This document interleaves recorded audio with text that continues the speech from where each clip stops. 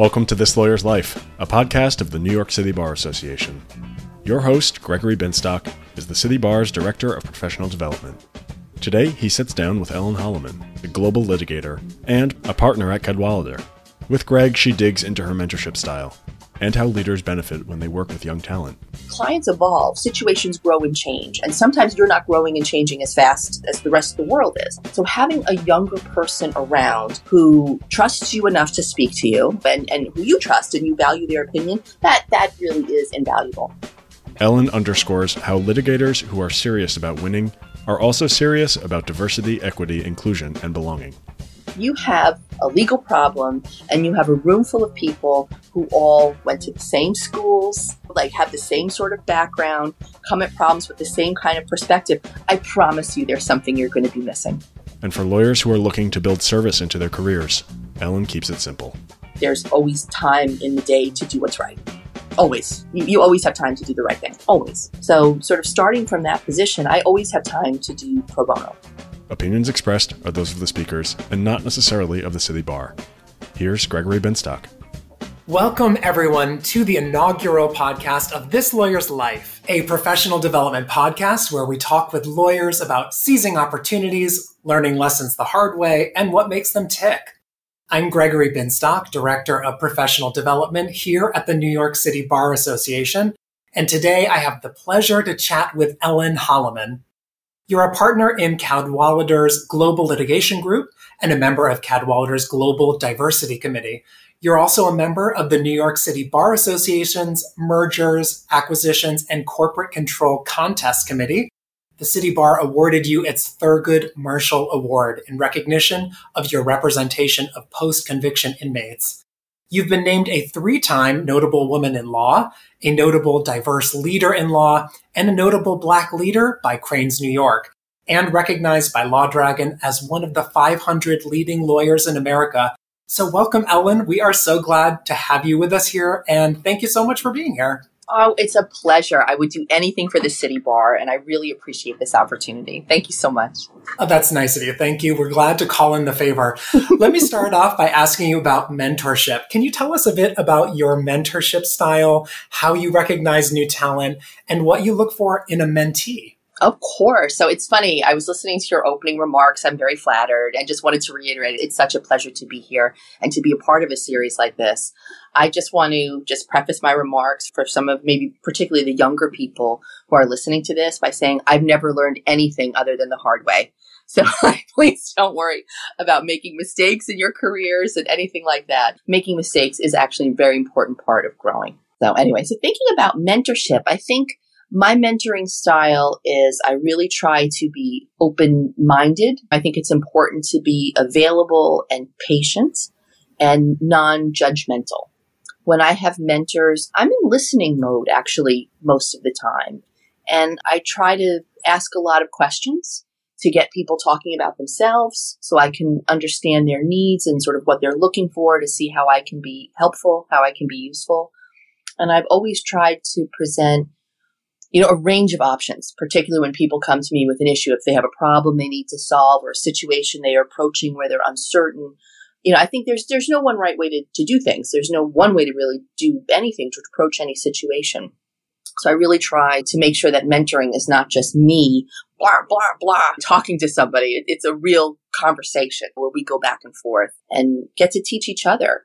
I think part of mentoring that's certainly been so rewarding for me is the reverse mentoring aspect of it. Because certainly as I age, I have a tremendous amount to learn and to continue to learn. And it's not just having a younger person show me what the buttons on my phone do. I think that there's a tremendous amount of value from hearing, just on the same exact daily news issue, the perspective of someone who's 20 years younger than you. Sometimes can really take you by surprise. They'll mention things that you've just never really thought of. So it's very satisfying for me too, absolutely, to have mentees and to have those relationships. Cadwalader has a formal mentoring program, and so that's firm-wide, and I'm also involved as a mentor within the litigation group. And what really jumps out at me is that new talent is curious. People ask questions. People are sort of interesting in the way they approach problems. Like that to me, being a lawyer, our legal profession, There are a lot of ways to describe it, but if you boil it down to sort of some of its most important elements, being a problem solver is really an important part of it. And in order to do that, you've got to be curious. You've got to ask a lot of questions. And particularly with younger folks, I do recognize that not everybody is comfortable right away airing their thoughts and asking questions, because there's an implication. If you're asking a question, you don't know. And I think there's a lot of concern about not knowing. You don't want to look like you're foolish, or you don't want to look like you're not keeping up with the rest of the group, especially in meetings. I've noticed young lawyers looking like they want to say something and then sort of sitting back because they're a little bit concerned about that. So one of the things that I do try to do is make myself available in office hours. I have designated office hours every month where I have my calendar's blocked out. I have nothing else to do except the door's open. So if anybody wants to come and talk to me about anything, I'm sitting in here, I'm not doing any other work, and I'm just here to talk. And I think getting people more comfortable asking questions, not in the meeting, but just asking questions at other times is really, really key.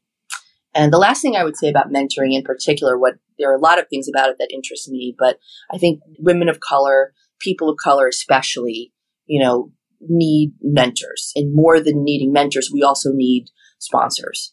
So some of the things that I look for in people that I'm working with as mentees, but also as sponsors, so I really want to see women advance in the profession. This is really important to me. And I certainly want to support all lawyers of color. But I don't limit myself just to that group of people. I actually, for my benefit, I've sought out and engaged in mentoring relationships with white men for many reasons. It's important to have those lines of communication open. It's important, particularly also for some of those young men, to see me as an authority figure. So I definitely do seek out those relationships and cultivate them, and they have been incredibly rewarding. You started off by mentioning that you learned everything the hard way and making mistakes. And we love hearing about mistakes on This Lawyer's Life. And you also mentioned that people, particularly lawyers, have a hard time with mistakes. It's hard in this world to admit when you're wrong, to admit when you don't know something. And yet we all have to have our career paths. We all need to trip and stand up again.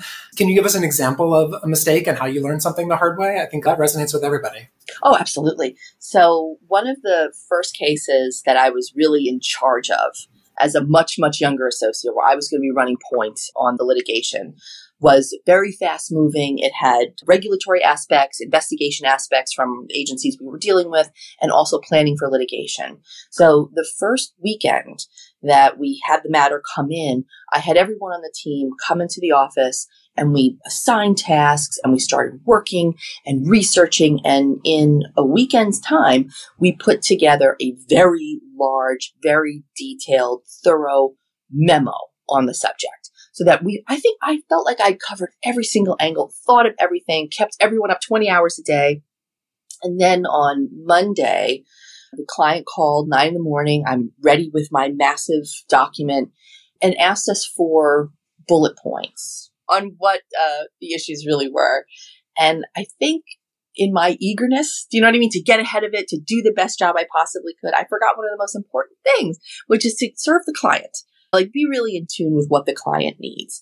And that was something where I really learned from that experience to make sure that before I embark on any sort of big project like that I've got everyone sign off, that I'm doing exactly the right thing, that I'm not wasting anyone's time, I'm not wasting the client's money, I'm not wasting anyone's energy. And I think that sense of eagerness and like wanting to seize the reins, like you also have to be reasonable and sensible about the kind of work that you're going to be doing. So and I have a million other examples, by the way. That's like the first thing that comes to mind. So many mistakes. Exactly. You're being honest. Yeah. Yeah. No, I appreciate that. The most important thing, right? You make mistakes. You're not going to die. I'm still here. Like, they might be embarrassing, right? I think it's very important to be prepared.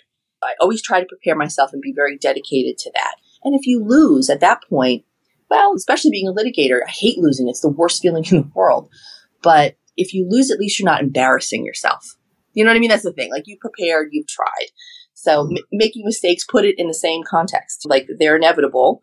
Learn how to do them gracefully, how to recover, and move on quickly. And you talked about the circular nature for you of the mentor-mentee relationship as I hear the FDNY go by my window. Is there something that recently a mentee taught you that you can share with us? Something you learned while you were trying to be a mentor, but you realized the mentee actually had something to share? It's very important to have particularly younger mentees and people in your life as a lawyer, because clients evolve, situations grow and change, and sometimes you're not growing and changing as fast as the rest of the world is. So having a younger person around who trusts you enough to speak to you and who you trust and you value their opinion, that really is invaluable. And the situation that I'm thinking of is that very recently we handled a matter for a client where it involved issues of gender markers, non-binary issues, things that when I was growing up, nobody discussed. It's not that these things didn't exist. Of course they did, very much so, but it just wasn't widely discussed. So for younger people, this is much more in their vocabulary. This is something they are accustomed to it. They have incorporated it. They have a great understanding of it.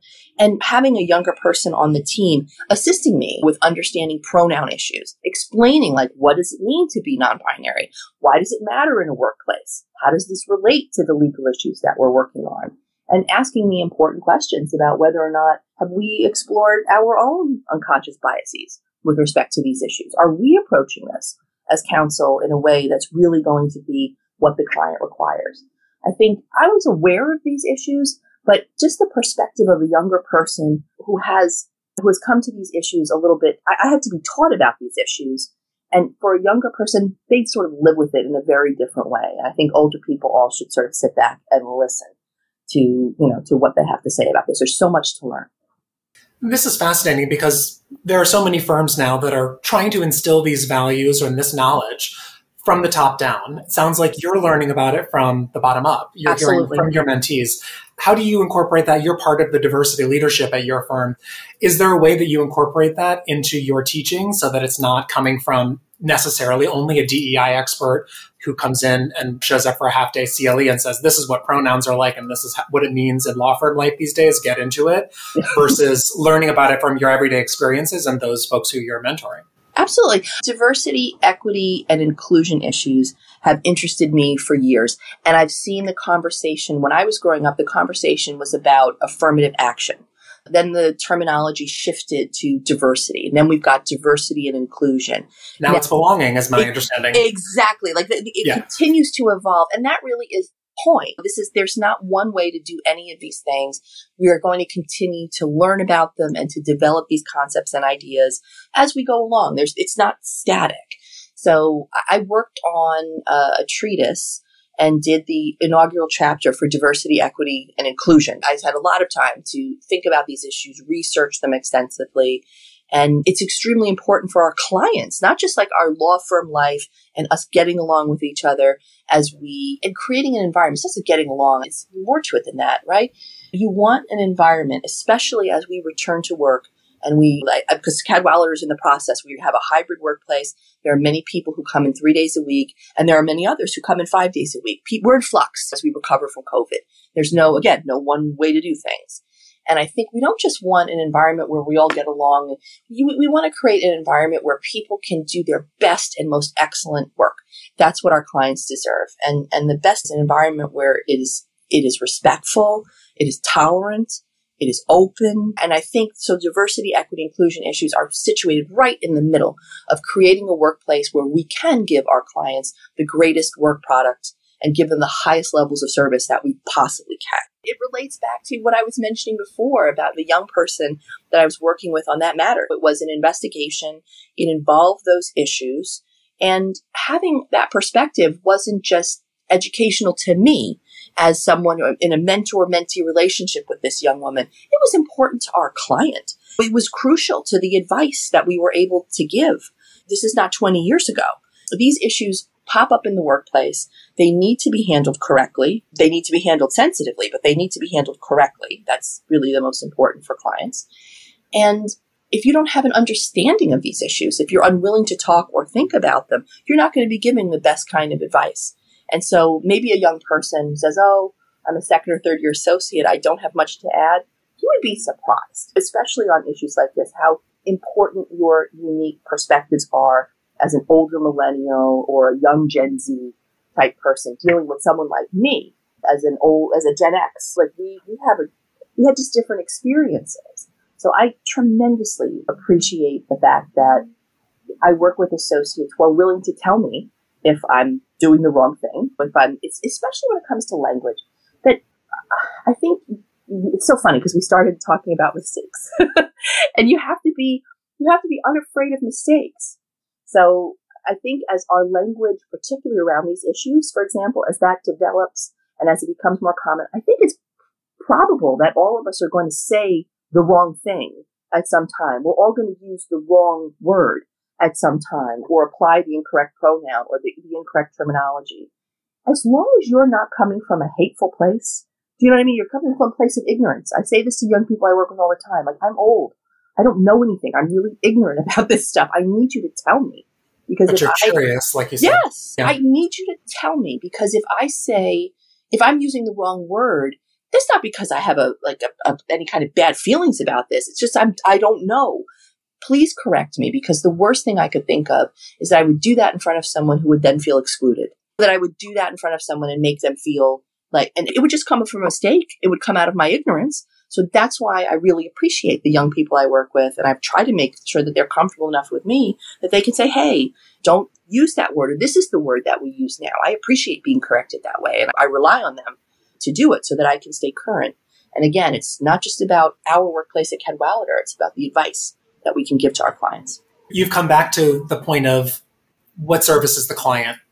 And I've heard you mention that a few times. I think we think of some of these diversity issues or even affirmative action as saying, well, it's for the benefit of the firm. The firm will have more perspectives to think about things, or the college will be more diverse. And so ergo, automatically, that makes it a better environment.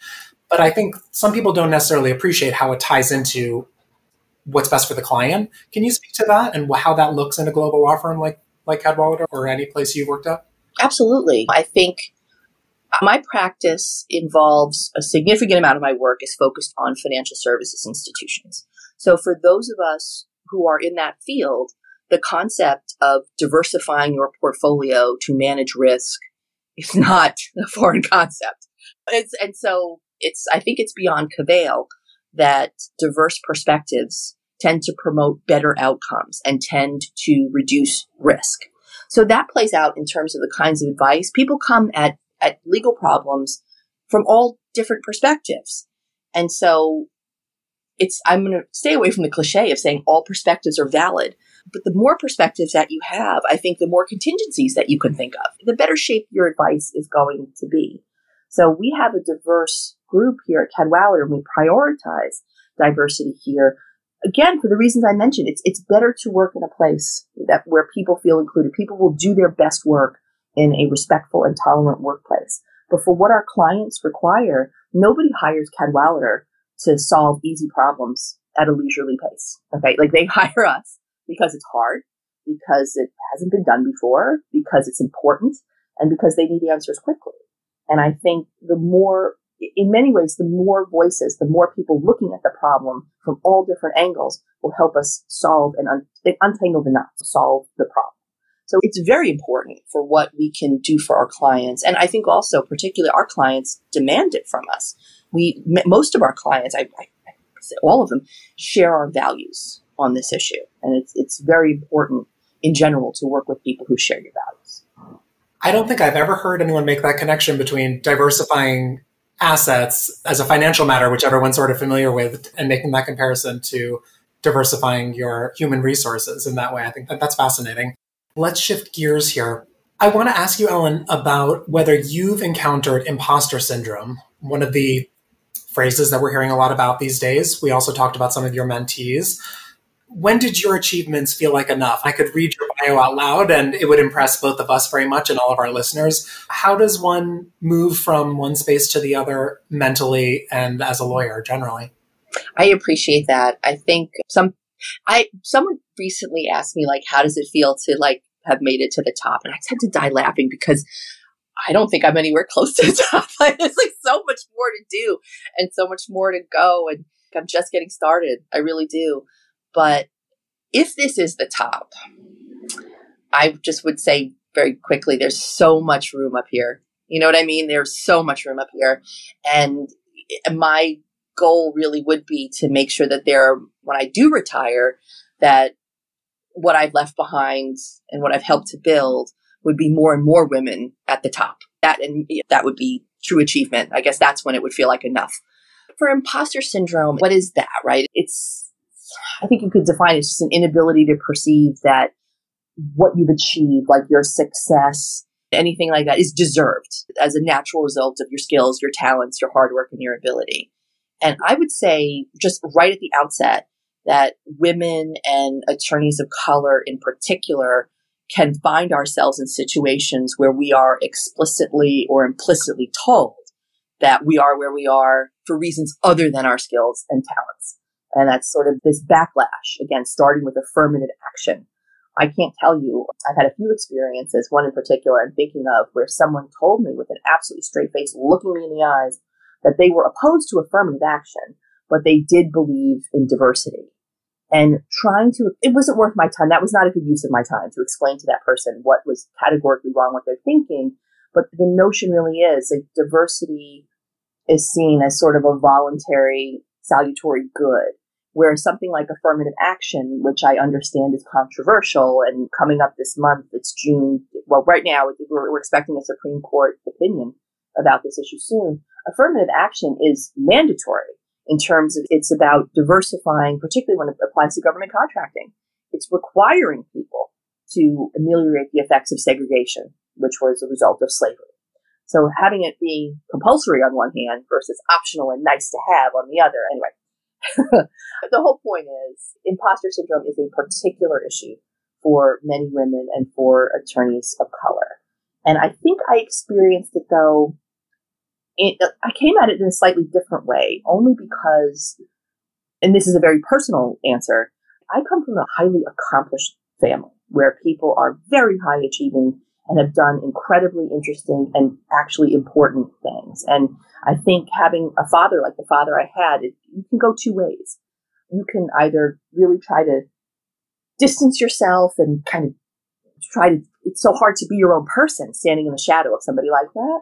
Or else, for me, what I did was just embrace the fact that I could never achieve all the things that he did. It was impossible. And I was free, to sort of be my own person and to just do what I wanted to do without having to worry about living up to those sorts of expectations. So I very much felt like when I started work at Sullivan and Cromwell, I didn't feel like I didn't belong. It was a really wonderful place to work. And I have many friends to this day. I was just texting 2 hours ago with somebody I know from Sullivan and Cromwell for 25 years. So to this day, I still have those relationships and still very close and still feel very good. I didn't experience anything like that when I was there, but I think that when I was once in a situation where after I left Sullivan and Cromwell, I was in a situation where it was explicitly said to me that the firm was not at all interested in diversity. And the notion was that I was only there for those purposes. So that was a very interesting experience. Really, someone telling me that the firm was not interested in diversity and didn't want to support it. And that person, she has had to eat those words many times since. I took that as it was a wonderful inflection point for me, where I simply sort of looked around and said, I don't need to be here and put up with this. I can move on. I left and I came to Cadwalader, where remarks like that would never be made, and that doesn't reflect anyone's values or beliefs. And I've never had to feel like I didn't achieve my own success. So I think being in the right environments, imposter syndrome won't come up as much as it might otherwise if you are in an environment that values diversity and that is interested in those issues. So I think when it happens, many people of color experience it. And when it happens, you kind of have to be your own cheerleader in many ways. You should turn to the people who you love, who give you good advice, and share those experiences. Don't sit alone with sort of the shame or the pain of that. I think that's when someone makes you feel that way, you shouldn't keep it in and you shouldn't think it's your problem. You should talk to other people about it because it's completely unwarranted and undeserved. And then to get to the second part of your question, and I think I started this way. Yeah, it's never enough, it's never enough. I think I always feel like there's more to do, more to read, more to learn, new things to try. And one of my favorite things to do is I spend a lot of time collaborating with other groups in the firm, our financial services group, our capital markets group, our corporate group. I'm a litigator, but I'm learning more and more about what they do and how they do it. So yeah, it never stops. And that's not a bad thing. Like, not stopping learning is actually a very good thing. You contributed to the inaugural chapter on diversity and inclusion to the 5th edition of Commercial Litigation in New York State Courts, which is considered the preeminent treatise on the subject. I wanted to ask you, can you help us understand the connection between diversity and inclusion and litigation? And I guess specifically, I'm wondering, I think most lawyers will have some sense of that first question, but specifically commercial litigation, I'm curious. Strategy. If I can sum it to one word, strategy. If you have a legal problem and you have a room full of people who all went to the same schools, like have the same sort of background, come at problems with the same kind of perspective, I promise you there's something you're going to be missing. There's some aspect of an issue that's going to be missing. The world is changing. Clients are changing. The world is becoming more diverse. Our city is becoming more diverse. And I think if you, as a lawyer or as a law firm, do not actively pursue opportunities to diversify your talent pool so that you can diversify and improve the strength of your advice, you are missing out. And again, for many of us, particularly those who serve, if we work for public companies, if our clients, we serve financial services institutions, that is absolutely part of their stated values. They have it built into their ways of working. And if you as a lawyer become out of step with your client, you're in quite a bit of trouble. And I think returning it to litigation, having the initial point of strategy, coming at a problem from various different angles, you need to be able to think not just what will your adversary do with your argument, how will they treat it, what is the judge going to think? How about 12 people on a jury, who come from all different kinds of backgrounds? If you're doing jury trial work, that starts day one. The day that case walks into your office is the day that you should start planning for what you're going to say when you stand up in your opening statement. You need to start thinking about your themes. You need to start thinking about how to present a problem in a distilled down way that will make sense to 12 people, 12 of your fellow New Yorkers riding the bus and the subway to work. How is this going to make sense to them? And so if you approach some of these problems from the lofty perspective of just a Wall Street firm and someone with an Ivy League education and from exactly the same background, you're in trouble. You will be in trouble. It's a very important part, I think, of litigation to try to anticipate what's 3 turns down the road, not just what's right in front of you. You're thinking about what this looks like 3 years from now, not just 3 weeks from now or a motion away. And having diversity of viewpoint will make your advice stronger and will give you better outcomes. And again, I think the studies on this are pretty clear and pretty uncontroversial. I don't think anyone is seriously debating whether diverse inputs produce better outcomes. So it's that diversity of thought, it's that diversity of spreading risk. And I guess you answered my question, but I was thinking as you were talking, it's the same as anything else. And the fact that you're a lawyer, a high-powered lawyer in the financial services industry, which seems like it's so high echelon that a lay lawyer wouldn't necessarily understand it. But as you said, it still comes down to basic litigation strategy, a lawyer, a judge, 12 jurors. It still has to come down to that. Yeah. And you have to put yourself in the shoes and adopt the perspective of your potential jury pool. I mean, you really have to think about it and think about who is going to sit on your jury. And it's probably not going to be 12 other Wall Street law firm partners. So if you are serious about being a trial lawyer in front of a jury, there's like, if you try cases in bankruptcy court, for example, those are just before a judge. There are courts in Delaware, if you try cases in chancery, my firm does that quite a bit.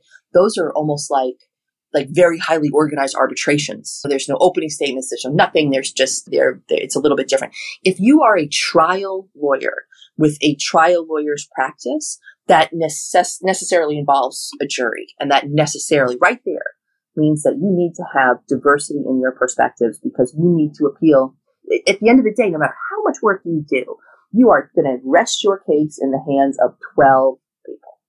So if you can't relate to them, if you can't understand them, if you can't understand their perspectives, I wish you all the best in your future endeavors. Like I say, I think being a trial lawyer will be very challenging for you.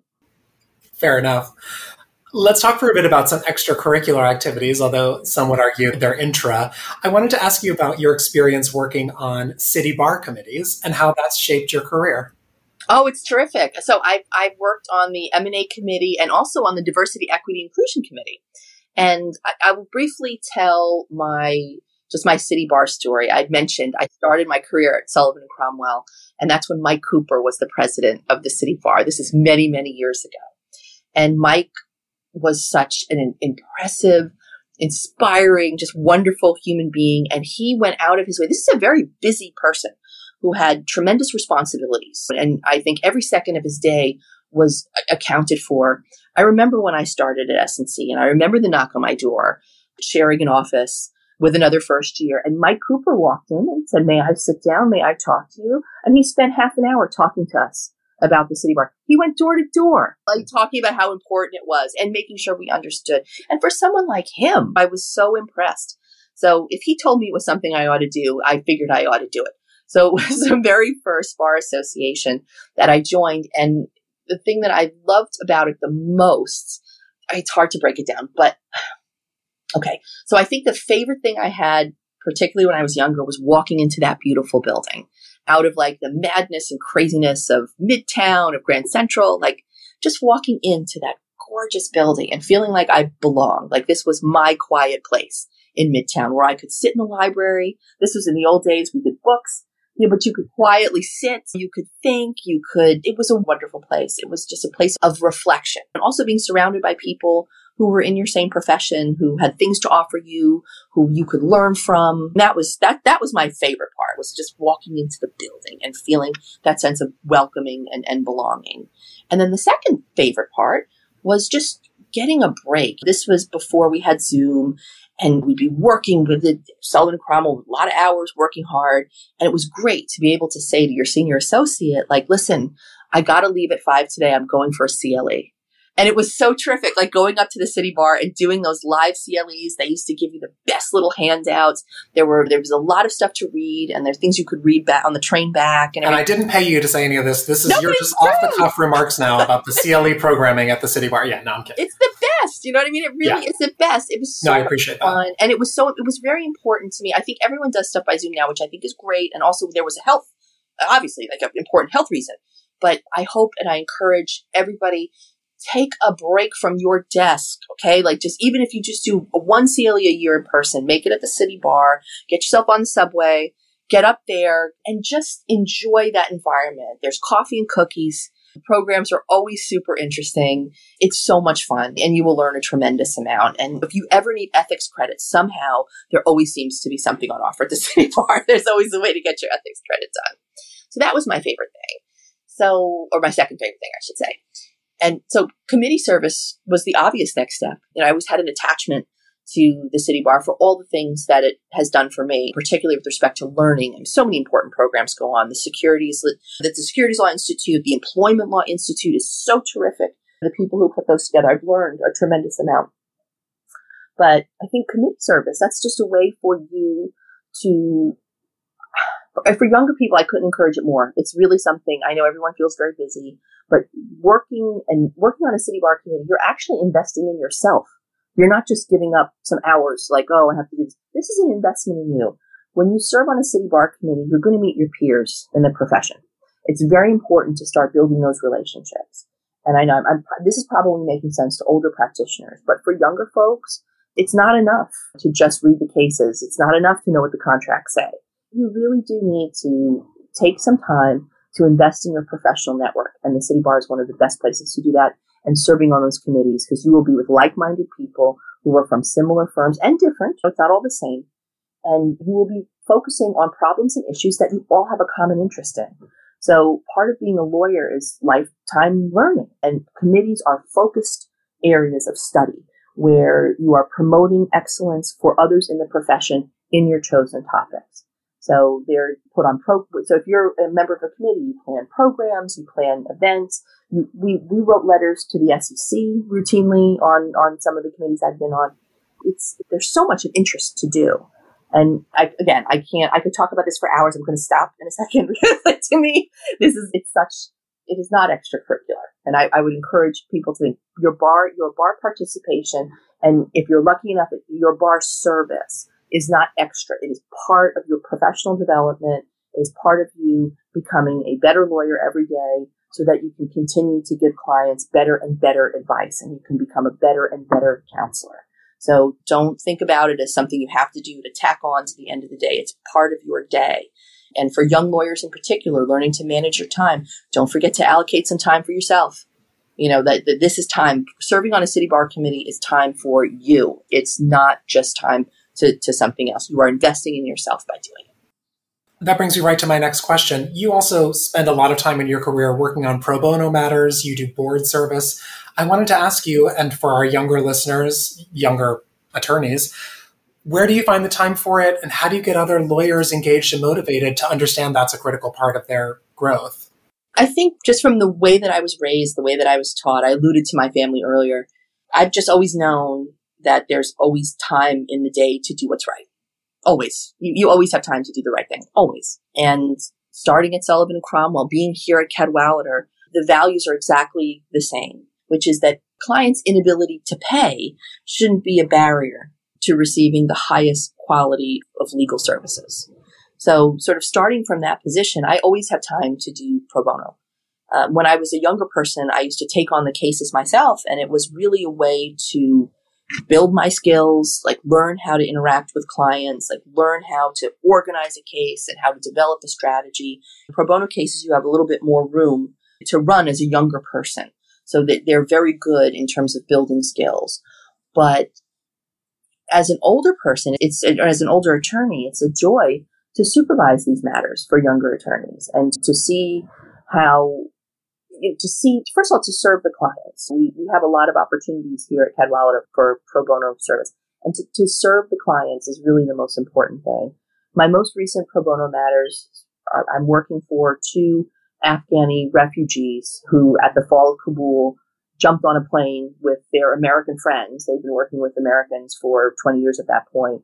And they had to flee the country because there were Taliban death squads looking for any Afghani military, any Afghani police officers. Helping them navigate the immigration system here in the United States, getting them settled. And I already have a future plan thinking about their families who are still in Afghanistan, particularly both of them have wives and one with a young child. I think about that all the time. I woke up thinking about that a couple of days ago. Like it is just as important to me as the matter that I was working on right before you and I got on and started talking about this. It is just as important to me. But again, always have time to do pro bono work. Always have time to help people who might need help. I think that the legal profession, maybe I'm just naive, but I still think of it as very much a helping profession. That really is the point. You're solving problems for people who need assistance. And particularly in cases for people who can't afford to pay, sometimes they need your help more than anything. There's always time to do it. If it means that you work late, okay. If it means that you work on Saturdays or Sundays, okay. But it gets done. And you give it the same amount of attention that you would give to your paying clients. I always say that Cadwalader doesn't really have pro bono clients. We have clients, we treat them exactly the same and worry about them and do our same absolute best for them. And it's hard to imagine not doing pro bono work, just being raised in a spirit of public service, starting with my family, starting my career at Sullivan and Cromwell, coming to Cadwalader.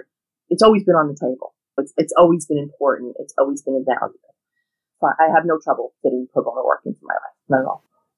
That's wonderful. I think it's easy to forget sometimes that lawyers are powerful and people need help. And that's just always something that we can keep in mind. Let me ask you this. Returning to the issue of affirmative action, you mentioned this and I hadn't had the chance to ask you yet, that the Supreme Court is examining affirmative action. We don't know at the time of this taping how the decision will come down. But as a firm leader, I wanted to ask you your perspective broadly, if you can share it. And more specifically, obviously, the affirmative action cases will most resoundingly affect colleges and universities. But how do you see it playing out in the law firm atmosphere, as far as that the effect will resound both up and down the educational chain and the job chain, if you will? How do you see that affecting your work in diversity at the firm? It's a terrific question. And, it's very timely. The City Bar is putting on a presentation exactly about this. and that's the Diversity, Equity, and Inclusion Committee, of which I'm lucky enough to be a member. And it's a crucial issue. It will affect higher education, obviously, as you said, that will be the immediate effect. And, depending on how the opinion is written, it could become illegal for schools. It was Harvard and UNC, so that's the oldest private school and the oldest public school for secondary higher education in America, were sued. So it could have the result that considering race in college admissions in any sense will become illegal. So you're just talking about education right now at this point. But again, as you've pointed out, that would be like the tip of the spear that is immediately going to impact workplaces. If you think about how certainly how Cadwalader recruits, many other law firms do, many companies do, they recruit directly on campuses. For Cadwalader, it's law school, but for, let's say for JP Morgan, like the world's largest financial services institution, they look for the best and the brightest, and they go right to college campuses to do their recruiting. So what is going to be the impact on college campuses of this decision? Right now, it's not immediately clear. I think that the Fisher case is very illustrative. So that was the last time the Supreme Court considered affirmative action in higher education, diversity in higher education, and upheld it. And the evidence there was it was interesting. It was very well developed at the district court level. And I'm using sort of soft numbers, but the plaintiffs were arguing that there were black and brown candidates who were admitted who had lower scores than the white candidate who was the plaintiff who was suing. And they looked at exactly the class that was being admitted, and they found that there was something like, and again, these numbers are made up basically, but they found that maybe there were, let's say, 50 or so black and brown candidates who had lower scores than she did. And they also found that there were like 150 white candidates who had lower scores than she did. The evidence does not support the premise. I think that's very, very important. So I'm not necessarily concerned that suddenly there's going to be a massive drop in students who are coming to school. I'm not necessarily worried about that yet. The evidence that I'm aware of doesn't suggest that's actually going to happen. But you do worry just about the cultural impact of that, the whole notion that diversity is not a value. It's not going to be important. Like, how does that impact campuses? How does that impact learning? How does that impact workplaces? So could it be possible that there will be some who says that the Women's Leadership Initiative discriminates against him?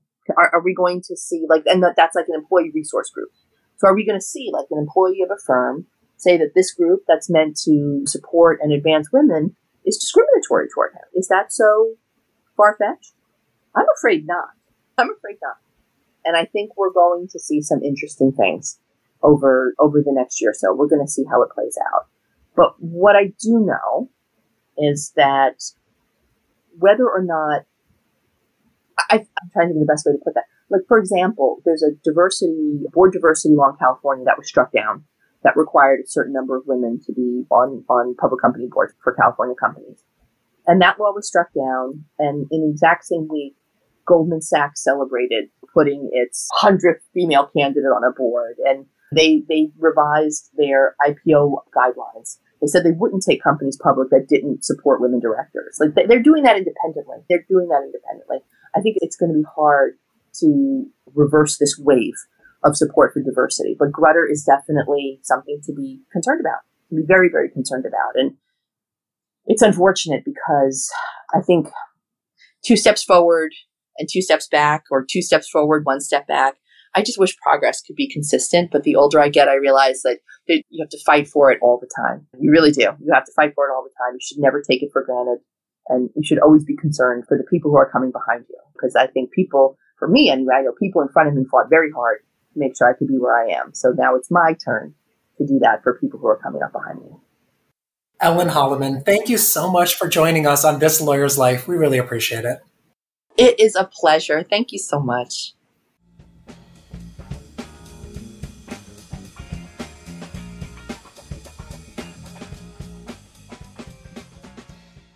Hi, everyone. Thank you so much for listening to This Lawyer's Life. We are already planning more conversations with successful lawyers, and we want your help. If you have burning questions about professional development, share them with us by sending an email to thislawyerslife@nycbar.org. And don't forget to subscribe to This Lawyer's Life wherever you listen to podcasts. Thank you for listening to This Lawyer's Life. Opinions expressed are those of the speakers and not necessarily of the City Bar. Find more City Bar podcasts on Apple, Google, Spotify, or Stitcher, or at our website at www.nycbar.org/podcasts. This podcast was produced and edited by Eli Cohen.